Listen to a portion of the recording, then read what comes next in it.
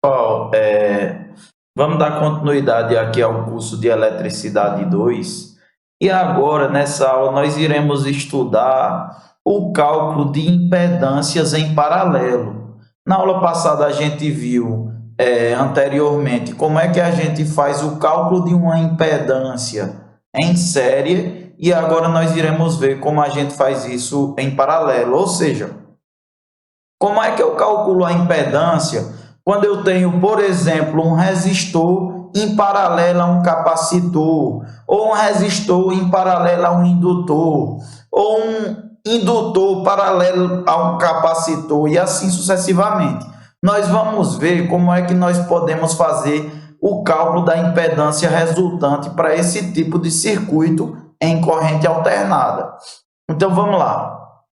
Inicialmente, vamos relembrar aí da eletricidade 1, como é que a gente faz esse cálculo quando a gente está trabalhando em circuito de corrente contínua e quando a gente está trabalhando com resistores. Quem lembra aí como é que a gente faz? Quando a gente está aqui, né, com um circuito com mais de um resistor em paralelo ao outro, a gente tem que calcular o inverso desse resistor, ou seja, 1 dividido por R1, mais 1 dividido por R2, mais 1 dividido por R3, e assim sucessivamente. Realizar essa soma e no final inverter novamente. Olha como era. 1 sobre a resistência equivalente é igual a 1 dividido pela resistência 1, mais 1 dividido pela resistência 2, e assim sucessivamente. Então, eu inverto cada uma das resistências, somo tudo e no final inverto de novo para encontrar a resistência equivalente. Olha, eu tenho uma notícia boa para vocês, que é a impedância em paralelo funciona exatamente dessa maneira. Vamos ver como é. Quando eu tenho alguma impedância, né, Z1, Z2 e assim sucessivamente, se eu quiser descobrir a impedância resultante em paralelo, eu vou fazer da mesma forma. Olha, eu inverto a primeira impedância, inverto a segunda impedância e vou somar tudo. Então, esse inverso da impedância, ele é caracterizado pela letra Y. E ele tem um nome particular para essa grandeza, que é o inverso da impedância. Como é esse nome? Admitância. A gente chama o inverso da impedância como admitância. Essa admitância, quando eu estou falando de resistores, ela tem um nome particular também, que é condutância, certo? Então, a condutância é o inverso da resistência, certo? E quando eu estou falando de indutor e capacitor, aí eu estou falando de suscetância. A suscetância, ela é o inverso da reatância indutiva ou da reatância capacitiva. São apenas nomezinhos aí, certo? Para a gente ter em mente, que nós iremos trabalhar nessa aula. Então, como é que eu realizo o cálculo, no final das contas, da minha impedância em paralelo resultante? Olha, o cálculo é da seguinte maneira. Eu vou somar cada uma dessas admitâncias, né, desses Y aqui, ó. Eu vou calcular o inverso da primeira impedância, vai dar Y1. O inverso da segunda impedância, Y2. E assim sucessivamente. E daí eu vou achar um Y total, que é como que fosse o inverso das resistências, né? Aí, para eu calcular a impedância resultante, eu inverto novamente, ó. Eu inverto essa admitância resultante. A gente vai fazer exercício para tornar isso mais claro, mas o procedimento é esse. Eu inverto cada uma das impedâncias e somo tudo e no final inverto uma última vez. Por isso que é importante a gente ter a clareza no cálculo de números complexos. Por quê? Porque a gente sabe que cada uma impedância dessa é um número complexo. Eu vou inverter, somar tudo, Aí vou transformar para a forma polar, porque fica mais fácil de realizar a divisão, e vou inverter de novo. Então vamos dar sequência aí para a gente entender como é que será realizado esse sistema. Como foi dito, né? Eu tenho a condutância, que é justamente o inverso da resistência. E aí, ó, a condutância, como o resistor ele tem um argumento zero, a condutância ela também tem um argumento zero, ela é representada pela letra G. Então ela toma parte aí na parcela real, né, da minha admitância. Então temos aí, né, o inverso da minha resistência, que é a condutância. E a suscetância, ó, a suscetância em um indutor, a gente sabe que o indutor ele tem um ângulo, tem um argumento de 90 graus, não é isso? Então vamos ver como é que fica.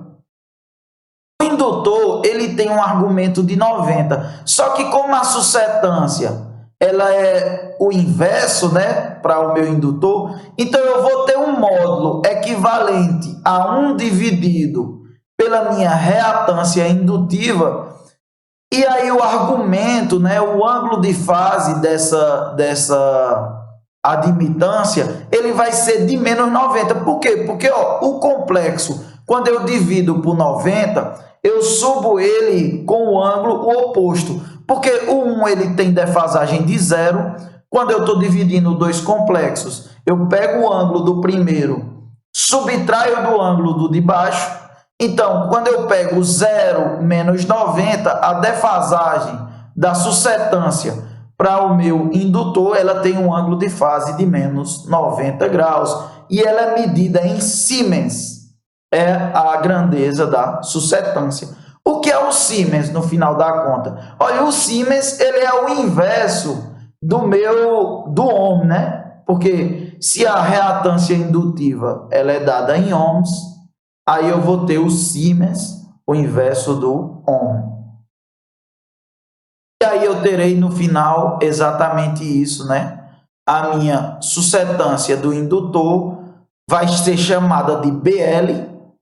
A gente viu que a condutância ela é chamada de G, a suscetância é chamada de B. Para o indutor, BL. Para o capacitor, BC, que a gente vai ver agora, não é isso? Então, a gente vai ter aí uma suscetância com módulo BL, que esse módulo é exatamente o inverso da reatância indutiva, e o ângulo de menos 90, por quê? Porque eu dividi, né, aqui pelo ângulo de fase do meu indutor, que é de 90. Agora vamos falar do capacitor. O capacitor ele vai ter uma suscetância calculada, é análogo ao indutor, certo? O que muda, que a gente já sabe, exatamente o ângulo de fase, né? O argumento do meu capacitor, que no indutor é de 90, no capacitor é menos 90. Então, ó, quando a gente vai calcular a suscetância do capacitor, como eu estou dividindo agora por menos 90, o argumento da suscetância do capacitor ele vai ser de mais 90. E o módulo de 1 dividido pela reatância capacitiva. Então vamos seguir, vai ser análogo, né? A gente vai ter aí BC, que é a suscetância capacitiva, é dada em Siemens também. E daí vai ser 1 dividido por XC, que é a reatância capacitiva. E daí nós teremos um ângulo de defasagem, né, de 90 graus. Porque ele está dividindo por menos 90, é o inverso. É a lógica oposta, né, ao indutor. Então, dado esse conceito, vamos iniciar a realizar alguns exercícios para pôr esses conceitos em prática. E aí, gente, vamos fazer esse exercício aí para a gente colocar em prática esses conceitos.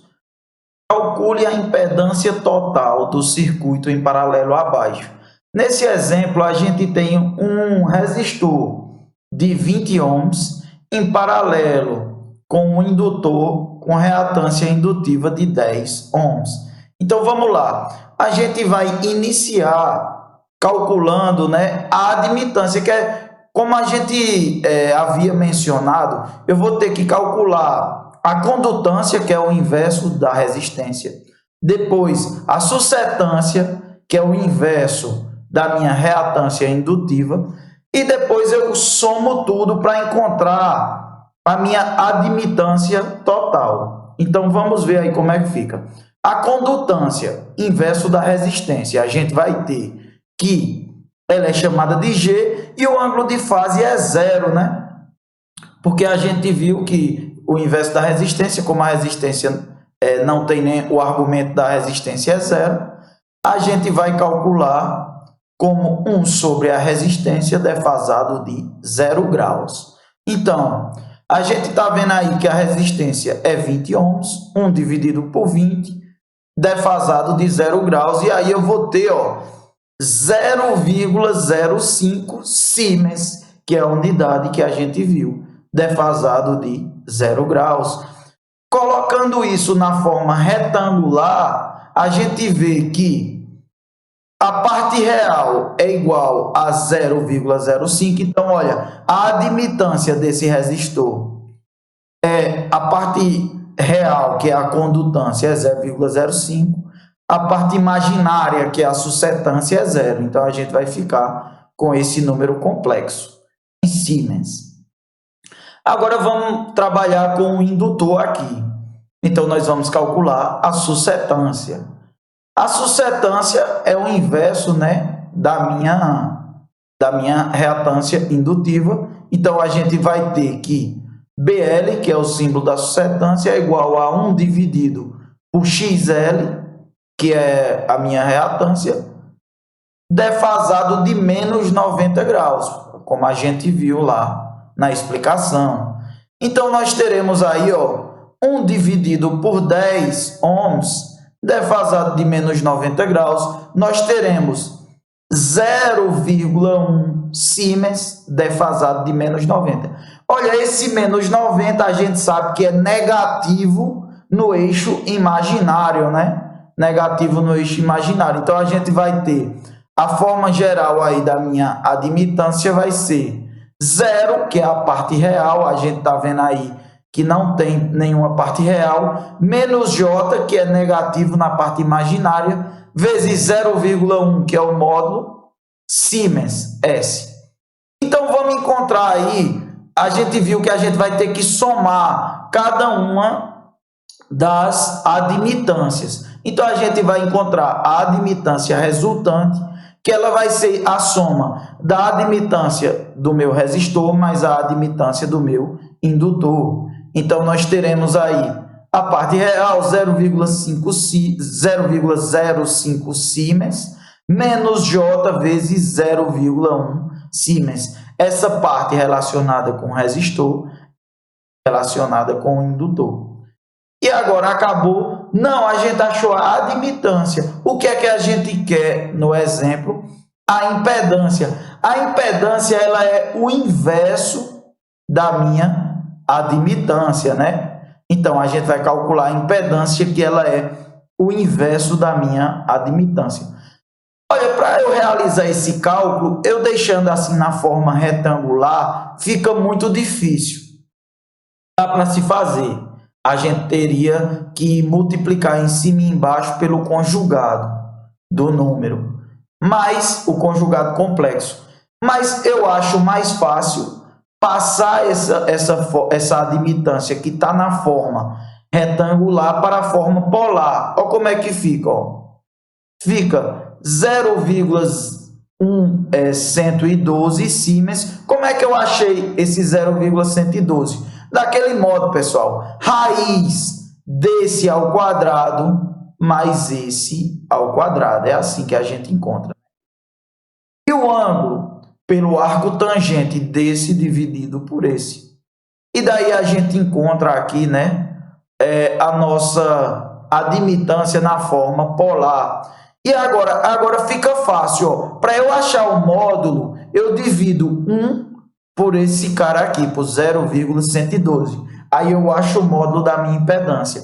E para eu achar o ângulo? Para achar o ângulo, esse menos 63,43 ele vai subir positivo, porque aqui o ângulo é zero. Zero menos isso vai dar positivo. Menos com menos é mais, como a gente sabe. Então, a gente vai ficar com a impedância total 8,93. Pode dividir 1 por 0,112. Vocês vão ver que dá 8,93.